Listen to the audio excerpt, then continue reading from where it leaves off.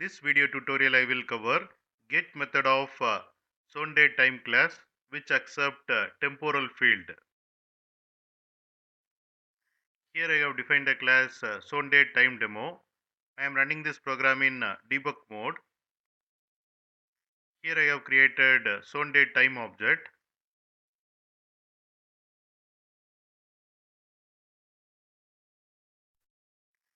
Here I am calling get method of ZonedDateTime object and passing temporal field as day of month. So this get method will return day of month. Day of month we got as 8.